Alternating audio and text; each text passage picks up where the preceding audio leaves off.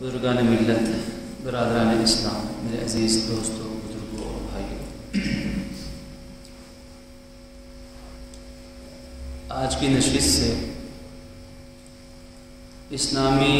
نظام معیشت، اسلامی معاشی نظام سے متعلق اور بالخصوص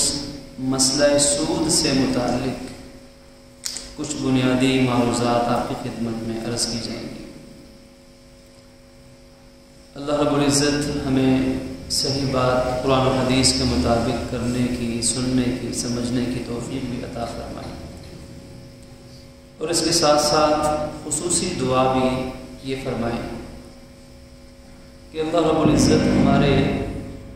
وطن پاک، اس پاک سرزمین کو سود سمیت تمام ناجائز اور ناپاک اور حرام چیزوں سے پاک فرما دے، اور جو لوگ اس سلسلے میں محنت میں لگے ہیں، علماء ہیں، غیر علماء ہیں، اللہ رب العزت انہیں اپنی کوششوں میں کامیاب کرے۔ لیکن بنیادی مسئلہ ہم مسلمانوں کا، اہل پاکستان کا سب سے پہلے کسی بھی مسئلے کے بارے میں اسلامی تعلیمات کو سمجھنا لازم ہے۔ صرف چند سیاستدان مل کر یا چند علماء مل کر یا کوئی تنظیم مل کر یا کوئی جماعت مل کر پاکستان کو، حقیقی پاکستان جو کہ اسلام کے نام پر اسلام کے لیے بنایا گیا تھا، چند لوگ مل کر یہ کام نہیں کر سکتے، نہ ہی یہ چند لوگوں کا کام ہے۔ بنیادی طور پر جب تک میں اور آپ اہل پاکستان اپنے دین کو نہ سمجھیں، ہر مسئلے کی بنیاد جو اللہ کے نبی صلی اللہ علیہ وآلہ وسلم نے بنائی، اس بنیاد کو ہم نہ سمجھیں، تب تک عوامی رائے وہ قائم نہیں ہو سکتی، اور رکاوٹیں ڈالنے والے بڑی آسانی سے رکاوٹیں ڈال کر کامیاب ہو جاتے ہیں، اور آج تک یہی ہوتا رہا۔ 1839 کم و بیش 200 سال کے لگ بھگ اس بر صغیر کے اندر، اور 1947 کے بعد پاکستان کے اندر جو کفریہ نظام معیشت رائج کیا گیا تھا، ہم آج تک اسے ختم نہیں کر سکے۔ جو سودی نظام ہمیں وہ دے کر گئے، ہم پر مسلط کر کے گئے، ہم اس سودی نظام سے باہر نہیں نکل سکے، اور اس کی بنیادی وجہ حکمرانوں سے الا ماشاءاللہ کہنا بھی مشکل ہے، لیکن چلے کہہ دیں الا ماشاءاللہ، وگرنہ حکمرانوں سے یہ امید لگانا کہ وہ پاکستان کو صحیح معنی میں اسلامی نظام کے مطابق ڈھالیں گے یا وہ کر سکتے ہیں، شاید این خیال است و محال است و جنون، یہ جنون ہے، یہ دیوانگی ہے، آج تک ہم یہی دیکھتے چلے آئے ہیں۔ جب تک پاکستان میں رہنے والے مسلمان، ایک مسلمان، جب تک ہم خود اپنے دین کے احکامات پر 100% دل سے مطمئن نہ ہو جائیں، جس چیز کو اللہ نے حلال کیا دل سے اسے حلال تسلیم کریں، اور جس چیز کو اللہ نے حرام کیا دل سے اسے حرام تسلیم کریں، اسی کا نام ایمان ہے کہ اللہ اور اس کے رسول کی وما آتاکم الرسول فخذوہ وما نہاکم عنہ فانتہوا، جس چیز کا حکم دیا اس کو اپنا لیں، جس چیز سے منع کیا اس سے باز آ جائیں۔ جب تک ایک پبلک پریشر، ایک عوامی بوجھ، ایک عوامی رائے قائم نہیں ہوتی، تب تک صحیح معنی میں چند لوگ، یہ چند تنظیمیں یہ بڑا کام نہیں کر سکتی، اور رکاوٹیں ڈالنے والے بڑی آسانی سے رکاوٹیں ڈالتے چلے آ رہے ہیں،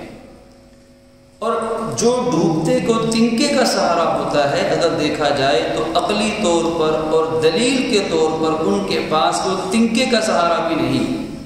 لیکن اس کے باوجود وہ ہمارے آئین پاکستان کے اندر من مانیاں تبدیلیاں کروانے میں بھی کامیاب ہو گئے،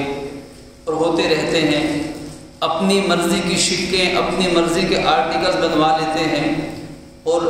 ایسے بھی ہوش ربا حقائق ہمارے سامنے کہ پوری پارلیمنٹ کو پتہ نہیں چلتا، ایک بل پاس ہو جاتا ہے اور بعد میں کہا جاتا ہے کہ ہمیں تو خبر ہی نہ ہوئی۔ اور اس پورے نظام کو اگر دیکھیں تو گویا کہ پاکستان انہوں نے اسلام کے نام پر بننے نہیں دینا تھا، اگر اللہ نے بنوا دیا تو اب چاہتے ہیں کہ کسی طریقے سے صرف نام کا ہی یہ مسلمان ملک رہے۔ جب تک ہماری معیشت اسلامی اصولوں پر استوار نہیں ہوگی تب تک ہمارا ملک صحیح معنی میں اسلامی مملکت نہیں بن سکتا۔ نماز روزے بھی اس وقت قبول ہیں جب پیٹ میں حلال جائے۔ اب جتنے مرضی نمازی بنا لیں، قوم کو جتنا مرضی حاجی بنا لیں، لیکن اگر پورے ملک کی بنیاد سود پر ہے، حرام پر ہے، فَأْذَنُوا بِحَرْبٍ مِّنَ اللَّهِ وَرَسُولِهِ پر ہے، اللہ رسول سے جنگ پر ہے، تو بتائیے کہ چند نمازیوں کی دعائیں، چند بزرگوں کی آہیں کیسے عرش تک پہنچیں گی؟ اور وہی 47 سے لے کر آج تک قرضے بڑھتے گئے، IMF، ورلڈ بینک، ایشیائی ترقیاتی بینک، ہر آنے والا دن نہیں، ہر آنے والا گھنٹہ اور منٹ ہمیں سود کی لعنت میں اور دھنساتا چلا جا رہا ہے۔ جو قرضے 35 ارب تھے وہ 135 ارب سے بھی آگے نکل گئے۔ ساری کوششیں کر کے دیکھ لی، نظام نہیں بدلا، چہرے بدل لیے، پارٹیاں اور جماعتیں بدل کر دیکھ لی، لیکن جہاں ہم 47 میں کھڑے تھے شاید معاشی طور پر آج ہم اس سے بھی بہت پیچھے چلے گئے، اور حقیقت یہی ہے۔ بنیادی طور پر جو پاکستان کا مسلمان ہے، جو آپ جیسا نمازی مسلمان ہے، دیندار مسلمان ہے، جو دین کے لیے وقت نکالنا چاہتا ہے، جو دین سے محبت کرتا ہے، آج وہ مسلمان اپنی مسلمانی کو صرف نماز روزے تک ہی محدود سمجھ رہا ہے کہ میری مسلمانی نماز روزے تک ہے۔ پورے نظام کو بہتر کرنا اور اس کے لیے جو اپنی کوشش ہے، جو اللہ نے جس کو جتنی توفیق دی ہے اس کے مطابق کوشش کرنے کو اسلامی کام نہیں سمجھا جاتا۔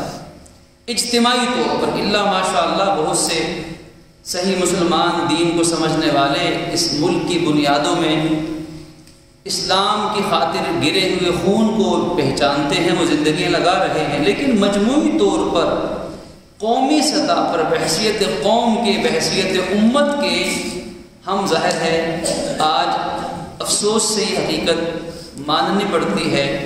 کہ ہم اسلام کو اس مجموعی اور قومی سطح کا نہیں دیکھنا چاہتے۔ اگر دیکھنا بھی چاہتے ہیں تو بس یہ خواہش دل کی حد تک ہے کہ دل میں تو ہر مسلمان چاہتا ہے کہ میرے ملک میں انصاف ہو، میرے وطن میں عدل ہو، میرے وطن کی مٹی میں برکت پیدا ہو جائے، اور یہاں کا معاشی نظام ہو، سیاسی ہو، خاندانی ہو، کوئی بھی نظام ہو بہتر ہو جائے، اسلام کی برکتیں ہمیں مل جائیں،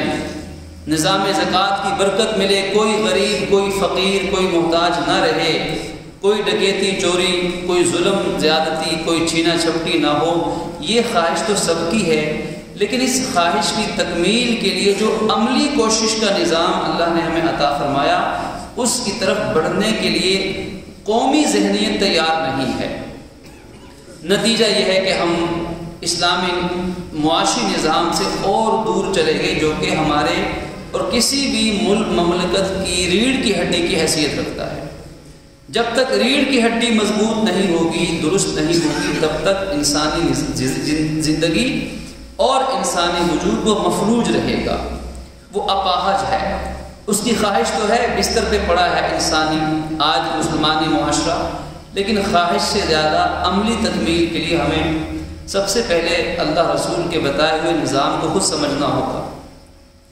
کہ خالق عز و جل نے حکم دیا کہ وَلَا تَأْكُلُوا أَمْوَالَكُمْ بَيْنَكُمْ بِالْبَاطِلِ۔ اس ایک آیت میں دنیا جہان کے پرانے اور نئے جتنے ناجائز ذرائع آمدنی ہیں، حرام ذرائع آمدنی ہیں، اس ایک آیت میں ان سب سے ہمیں منع کر دیا گیا۔ وَلَا تَأْكُلُوا أَمْوَالَكُمْ، مت کھاؤ ایک دوسرے کے مالوں کو بینکم آپس میں بالباطل باطل طریقے سے۔ اب اس آیت پر جیسے پورے قرآن پر ہمارا ایمان ہے، ایسے اس آیت پر بھی تو ایمان ہے کہ یہ آیت ہماری انفرادی زندگی میں ایک شخص، ایک مزدور ہے، ایک افسر ہے، اسے انکم آ رہی ہے، پیسہ کما رہا ہے، مزدور کوئی کم کوئی زیادہ، اس آیت کا تعلق اس ایک فرد واحد سے بھی ہے، اس آیت کا تعلق پورے ملک کے ساتھ بھی ہے، پورے ملک کی معیشت کے ساتھ بھی ہے کہ تم آپس میں کسی بھی باطل طریقے سے ایک دوسرے کا مال مت کھاؤ۔ اب باطل طریقے بے شمار ہیں، کچھ پرانے ہیں، کچھ نئے جدید باطل طریقے ہیں، ناجائز طریقے ہیں، اور باطل ہر انسان کی زندگی میں اپنے حساب سے پایا جا سکتا ہے۔ اب دیکھنے کی بات یہ ہے اور قابل غور نقطہ یہ ہے کہ ہر مسلمان جیسے اپنی نماز کو درست کرنا چاہیے کہ نماز میری درست ہو جائے، نماز کے مسائل مجھے آئیں، اسی طریقے سے یہ بھی دیکھنا ہے کہ میں جس طریقے سے مال کما رہا ہوں، آیا کہ میرے مال کا ایک ایک روپیہ یہ قرآن و حدیث کے مطابق حلال ہے یا نہیں ہے۔ کہیں ایسا تو نہیں کہ خدا نخواستہ میں اپنے نفس کے شبے کی وجہ سے، لوگوں کی سنی سنائی باتوں کی وجہ سے میں حرام کو بھی حلال سمجھ کے میرے مال میں حرام بھی آتا جا رہا ہے، اور میں آنکھیں بند کر کے اس لیے بیٹھا ہوں کہ کہیں مسئلہ پوچھ کے پتہ چل جائے تو چھوڑنا پڑے گا، اس لیے علم ہی حاصل نہ کیا جائے، تاکہ نہ علم ہوگا، نہ عمل کی کوشش ہوگی، نہ عمل کا جی چاہے گا۔ تو اس لیے سب سے پہلا مرحلہ یہ ہے کہ قرآن نے کہا کہ ہر باطل سے اپنے آپ کو بچائیں، اپنی آمدنی میں باطل کا ایک ذرہ شامل نہ ہونے دیں، اور جب تک بالکل عام ایک کامن سینس ہے کہ جب تک ہم اپنے ذریعہ کمائی کو قرآن و حدیث جاننے والے علماء کے سامنے نہیں رکھیں گے، اس وقت تک ہمیں کیسے پتہ چلے گا کہ ہماری کمائی کے 2 ذرائع ہیں یا 3 ذرائع ہیں یا 10 ذرائع ہیں، اور کتنے حلال ہیں کتنے حلال نہیں ہیں، کون سا ذریعہ حرام ہے، کون سا مکروہ ہے، کون سا صرف مشتبہ ہے، اس میں شبہ پایا جاتا ہے۔ تو یہ فیصلہ تو ہر اس شخص پہ نماز کی طرح فرض ہے جو 1 روپیہ بھی کہیں سے کما رہا ہے، اس کا علم حاصل کرنا نماز کی طرح فرض ہے،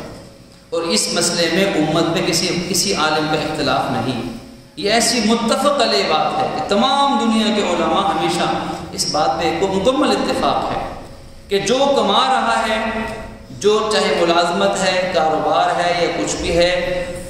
تو جتنی رقم اس کے پاس آئے گی پہلے اس پر یہ فرض ہے کہ اس کو جانچ لے، اس کا علم حاصل کر لے، اور اس کے بعد قرآن و سنت کے مطابق صحیح فیصلے پہ پہنچ کر حلال کو اپنائے، حرام سے اپنے آپ کو بچائے، کیونکہ رزق کا ذمہ اللہ نے اپنے سر لے رکھا ہے، رزق اللہ کی ذمہ داری ہے۔ وما من دابۃ فی الارض الا علی اللہ رزقها، ہر چونٹی کا بھی، ہر ذی روح کا رزق اللہ نے اپنے ذمہ لے رکھا ہے۔ قرآن مجید ہمیں اللہ رب العزت ہمیں اپنی ذات پر بار بار ایمان سکھاتا ہے کہ اے بندو، رزق کا وعدہ میرے ذمہ ہے، میں تم سے رزق کا سوال نہیں کرتا، تمہیں تمہاری اولادوں کو، خاندانوں کو اور نسلوں کو کھلانا میرا کام ہے، میں تمہارا رازق اور مالک ہوں، چونکہ میں نے ہی تمہیں پیدا کیا، اس لیے رزق دینا بھی میری ہی ذمہ داری ہے۔ لیکن قرآن کا مطالعہ بتاتا ہے کہ شیطان اس نظریے میں، اس عقیدے میں شک پیدا کرتا ہے، شیطان شک کا دروازہ بیچ میں سے کھڑکی کھول دیتا ہے، اور انسان اس عقیدے میں شک کرتا ہے کہ پتہ نہیں، مہنگائی کا زمانہ ہے، پرائیویٹ جاب ہے، چلتا ہوا کاروبار ہے، نامعلوم کل مجھے میری اولاد کو رزق ملے نہ ملے، اس ملے نہ ملے کے شک کی وجہ سے پھر وہ قرآن کا مطالعہ بتائے گا کہ وہ حلال سے انسان کو حرام کی طرف مائل کرنا شروع کر دیتا ہے۔ پھر انسان حرام کماتا ہے، شروع میں ڈرتے ہوئے کماتا ہے، چپکے سے کماتا ہے، تھوڑا حرام کماتا ہے، زیادہ حلال کماتا ہے، لیکن جب وہ حرام کا زہر اس کی رگوں میں اترنا شروع ہو گیا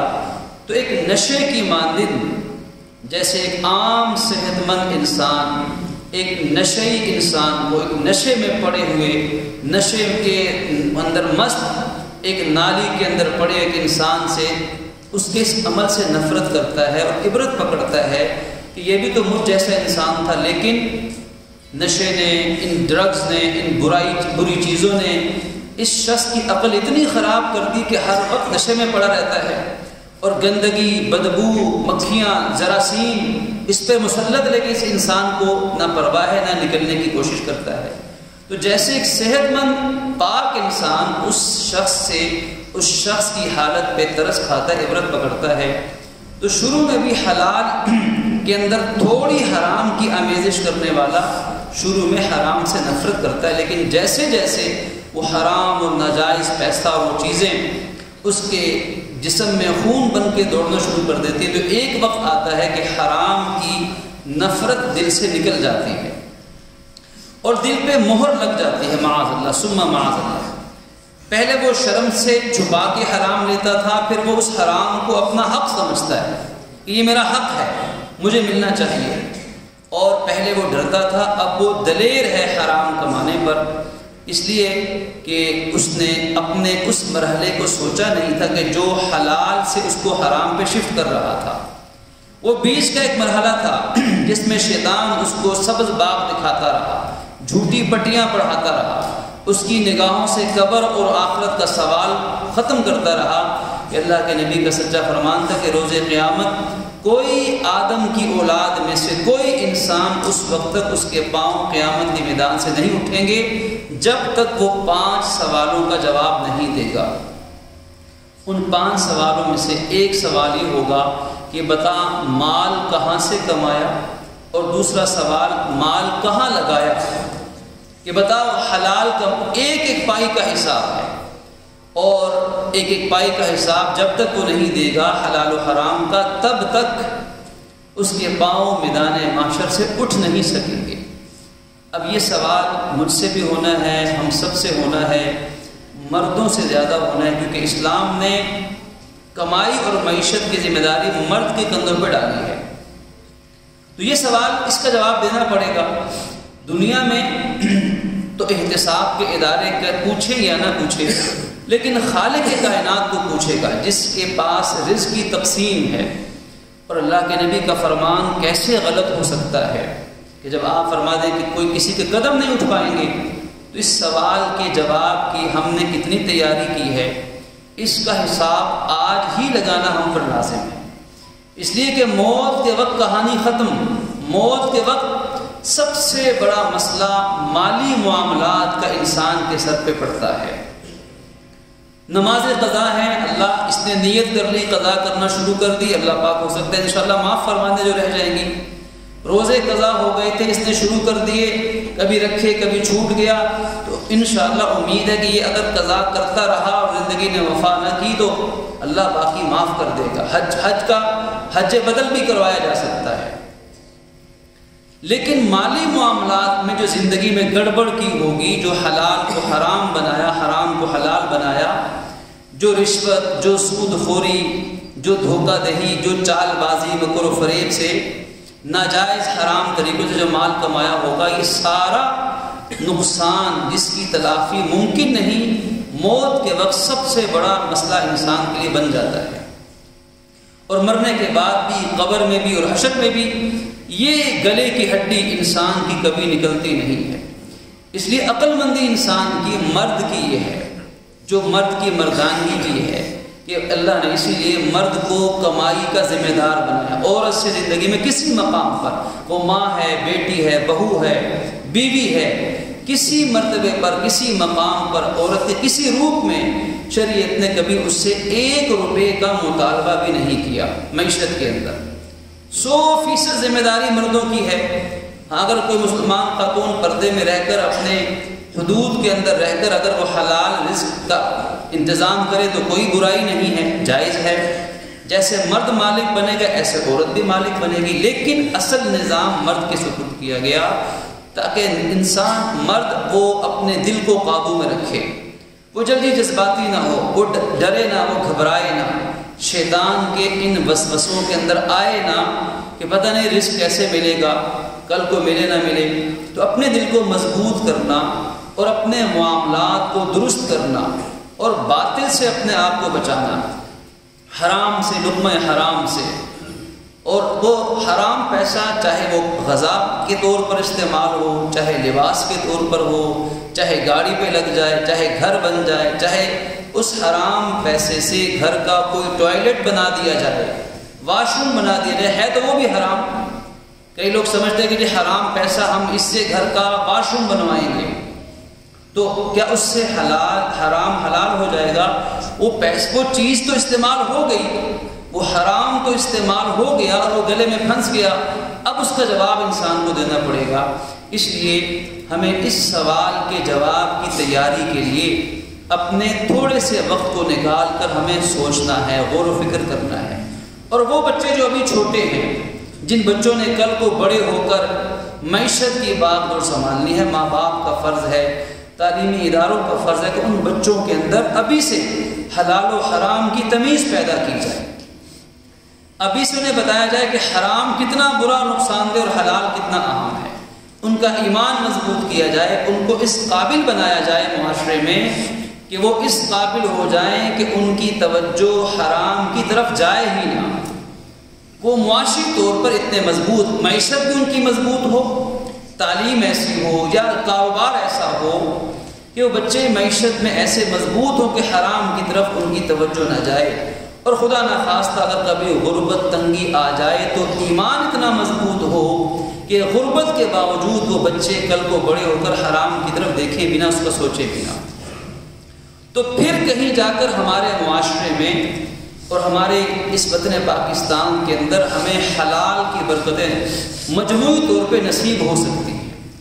اب دیکھیے، سب سے پہلے سود جو ظاہر ہے کہ ساری معیشت کی بنیاد ہے، 1839 سے رائج نظام سود آج تک اسی طرح چل رہا ہے۔ کئی بار کوششیں ہوئی، کئی بار فیڈرل شرعیہ کونسل، شرعی عدالت کی طرف سے سود کی حرمت، سود کے خاتمے کے اعلانات کیے گئے، فیصلے صادر کیے گئے، بلکہ پاکستان تو بنا ہی سود کے خاتمے کے نظام کے لیے تھا، اور قائد اعظم محمد علی جناح مرحوم نے ابتدا میں یہی اعلان کیا تھا کہ ہمارے اس وطن پاکستان کی بنیاد اسلامی نظام معیشت میں ہوگی، اور یہ ہمارا فرض ہے کہ جتنا جلدی ممکن ہے انگریزی نظام معیشت، سودی نظام معیشت کا خاتمہ کیا جائے۔ لیکن وہ دن اور آج کا دن، محنت کرنے والوں کی سستیاں اور سودی نظام کو سہارا دینے والوں کی چلاکی اور عیاریاں، آج تک وطن پاکستان سے سود کا خاتمہ نہیں ہو سکا۔ اور ہو بھی کیسے؟ جب تک پاکستان کے کروڑوں عوام مسلمان جو اس پاکستان کی اصل طاقت ہیں، مادی لحاظ سے جن کو اللہ نے ایک ان کو میجورٹی عطا کی، قوت عطا کی، ایک افرادی قوت ہے، جب ہم مسلمان ہی صحیح معنی میں اس رخ پر نہ چلیں کہ جو سودی نظام کے خاتمے والا رخ ہوگا، جب ایک عام مسلمان ہی وہ شک شبے میں پڑا رہے گا کہ پتہ نہیں آج کا سود حضور کے دور میں تھا کہ نہیں تھا، جب شکوک و شبہات دماغوں میں ڈال دیے جائیں کہ نہیں آج کا سود تو یہ تو کاروباری سود ہے، نبوی دور میں تو کاروباری سود نہیں تھا، جس سود کو حرام کیا گیا تھا وہ تو ذاتی قسم کا سود تھا، حالانکہ یہ جھوٹ کا پلندہ ہے، یہ بہتان ہے اللہ کے نبی کی شریعت اور آپ کی سیرت پر۔ دونوں ہر قسم کا سود جو آج پایا جاتا ہے، اس سود کی شکل دور نبوی میں اور اس سے پہلے رائج تھی۔ اللہ کے نبی نے، اللہ نے قرآن میں اور نبی نے اپنے فرمان میں جس سود کو حرام کیا وہ سارا وہی سود تھا جس کی آج نئی سے نئے نام رکھ کر اسے رائج کیا جا رہا ہے۔ کاروباری مقاصد کے لیے پیسہ لیا جاتا تھا تو اللہ کے نبی نے اسے بھی سود قرار دیا، وہ بھی حرام تھا۔ آپ کے چچا حضرت عباس کا سود لوگوں کے ذمہ لازم تھا، اور آپ نے خطبہ حجۃ الوداع میں اعلان کیا کہ اے لوگوں میری بات سن لو کہ زمانے جاہلیت کا سارا سود ختم ہو گیا۔ کسی نے کاروبار تجارت کے لیے بھی سود لیا تھا، اصل رقم تو واپس کرے گا، جسے کیپٹل کہا جاتا ہے آج کی زبان میں، اصل رقم تو واپس کرے گا، لیکن اصل رقم کے اوپر جتنا زائد بنتا ہے جو سود قیمت میں ہے وہ سب آج سے ختم ہو چکا ہے۔ اور میں سب سے پہلے اپنے چچا عباس کا سود ختم کر رہا ہوں، اب کوئی میرے چچا کو وہ سود کی رقم واپس نہیں لوٹائے گا۔ کاروباری سود وہ بھی اللہ کے نبی نے اس کو حرام قرار دیا، اور ذاتی نوعیت کا سود بھی اللہ کے نبی نے حرام قرار دیا۔ حضرت بلال ابن رباح، حضرت بلال حبشی ایک مرتبہ بڑی اعلیٰ قسم کی کھجوریں حضور کے پاس لے کر آئے، فرمایا یہ کیسے دی؟ تو عرض کرنے لگے کہ میرے پاس کچھ ادنا درجے کی لو کوالٹی کی کھجور تھی، تو میں نے 2 سا، یوں سمجھ لیں کہ 2 کلو آسانی کے لیے میں نے 2 سا یا 2 کلو وہ جو ادنا کھجور تھی وہ میں نے بازار میں دی، اور اس کے مقابلے میں جو اچھی کوالٹی کی کھجور تھی وہ میں نے 1 سا مثلاً 1 کلو میں نے لے لی ہے۔ تو ایک جنس کی چیز تھی، تو اللہ کے نبی نے کیا فرمایا؟ فرمایا عین الربا، یہی تو سود ہے، یہ عین ربا ہے کہ اگر ایک جنس کی چیز ہوگی، مثلاً چاول کے بدلے میں چاول، چینی کے بدلے میں چینی، نمک کے بدلے میں نمک، آٹے کے بدلے میں آٹا، کھجور کے بدلے میں کھجور، روپے کے بدلے میں روپے کی کرنسی، یہ ایک جنس کی چیزیں ہیں۔ جب ان کا تبادلہ ہوگا، ان کا لین دین ہوگا، تو اس میں برابر سرابر ہونا ضروری ہے کہ دونوں چیزیں برابر ہونی چاہیے اگر تبادلہ کرنا ہے۔ تو فرمایا کہ دیکھو یہ تو عین ربا ہے، یہ تو بالکل یہی سود ہے۔ اور کہا جائے تو مطلب یہ غلط نہیں نکلتا کہ اگر یہ سود نہیں تو پھر کچھ بھی سود نہیں ہے۔ تو آپ نے فرمایا کہ یہ تو اسے چھوڑ دو، آئندہ یہ کام نہیں کرنا۔ اگر تم نے اچھی کھجوریں لینی ہو تو اس کا ایک طریقہ ہے، سود سے بچنے کا آج بھی طریقہ ہے۔ آج بھی IMF، ورلڈ بینک ان کو منایا جا سکتا ہے کہ ہم اسلامی نظام معیشت، اسلامی بینکنگ کی طرف ہم جانا چاہتے ہیں، ہمارا معاملہ اس کے ساتھ کیا جائے، کوشش تو کی جائے، لیکن جب اپنے دل کے اندر ایمان کی کمزوری کی وجہ سے یہ اخلاقی جرت ہی پیدا نہ ہو کہ یہ جملہ بھی ہم، چونکہ ہم نے اپنے آپ کو صحیح معنی میں ایک اسلامک اسٹیٹ دنیا میں ظاہر نہیں کیا، اس لیے اخلاقی جرت پیدا نہیں ہوتی یہ بات اوپر کرنے کی، ورنہ یہ آج بھی ممکن ہے۔ اس لیے کہ اللہ کا قرآن میں وعدہ ہے کہ وَالَّذِينَ جَاهَدُوا فِينَا لَنَهْدِيَنَّهُمْ سُبُلَنَا، کہ جو ہمارے راستے میں چلنے کی کوشش کرے گا ہم اسے ضرور آسانی کے راستے عطا کر دیں گے۔ اب یا تو یہ اللہ کا قرآن سچا ہے، یا پھر ان ماہرین معیشت کی بات سچی جو کہتے ہیں کہ نہیں پاکستان سے سود کا خاتمہ، یہ پاکستان کا خاتمہ ہے۔ بھئی اللہ کے بندو، اگر اللہ نے یہ وعدہ کیا اور یہ قسم کہ لَنَهْدِيَنَّهُمْ لام بھی تاکید کے لیے، نون ثقیلہ تاکید کے لیے، ہم ضمیر تاکید کے لیے، گویا کہ اللہ قسم اٹھا کے کہتا ہے کہ جو ہمارے حکم پر، ہمارے نظام پر چلنا چاہے گا ہم اس کو چلنے میں ضرور مدد فراہم کریں گے۔ تو اللہ کے اس وعدے پہ شک کرنا یہی تو کفر ہے، اور یہی تو ایمان کی کمزوری ہے، اور یہی تو بے حمیتی ہے جو آج ہمارا قومی سطح کا سب سے بڑا مسئلہ ہے۔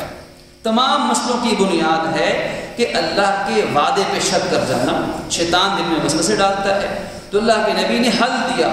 آج بھی حل موجود، ہر حرام سے بچنے کا حل موجود ہے، اور اہل علم الحمدللہ موجود ہیں۔ پورے پاکستان میں جید علماء، جید ادارے ہیں جو ہر حرام کا متبادل حلال کی صورت میں، قرآن و سنت کی صورت میں وہ عطا کر سکتے ہیں، اور پوچھنے والوں کو علم ہو سکتا ہے۔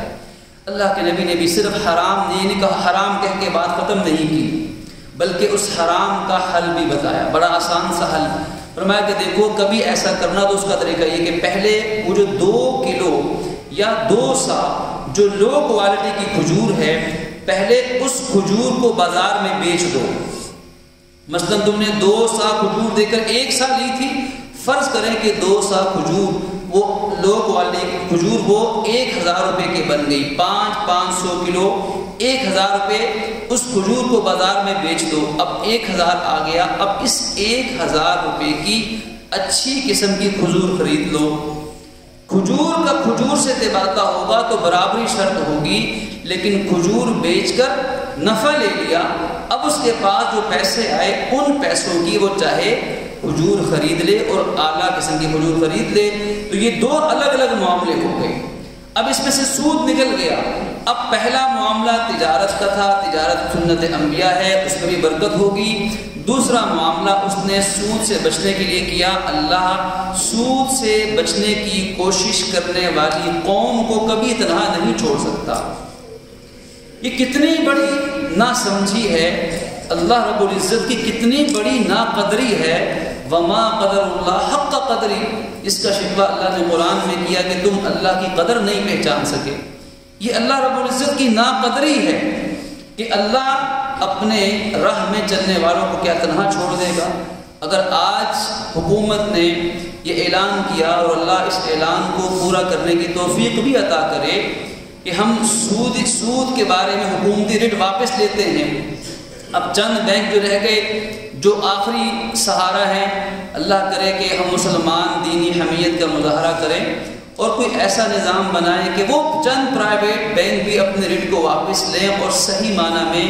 اس وطن عزیز کی معیشت سے سود کا خاتمہ ہو جائے، اور اس سود کے خاتمے کے ساتھ حلال کو پروان چڑھایا جائے، نظام زکوٰۃ کو مضبوط کیا جائے، صدقے کا نظام مضبوط کیا جائے، تو انشاءاللہ جب ہماری معیشت سود کی لعنت سے پاک ہوگی تو انشاءاللہ ہماری ہر کوشش میں اللہ تعالیٰ کی طرف سے مدد شامل حال ہو جائے گی۔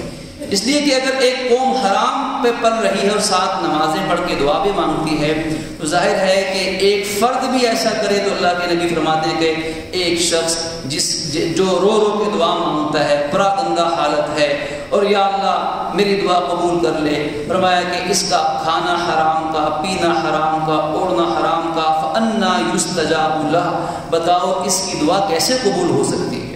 تو لہٰذا ان مسائل سے نکلنے کا پہلا قدم یہ ہے کہ اپنی معیشت کو جو ہمارے اختیار میں ہے، اپنی تجارت کو، اپنے روزگار کو، ہر فرد وہ حلال کے مطابق ڈھالنے کی ہم کوشش کریں، اور اجتماعی اور قومی سطح پر بھی اس کوشش کو پروان چڑھایا جائے۔ اللہ رب العزت ہمیں عمل کی توفیق عطا فرمائے۔ وآخر دعوانا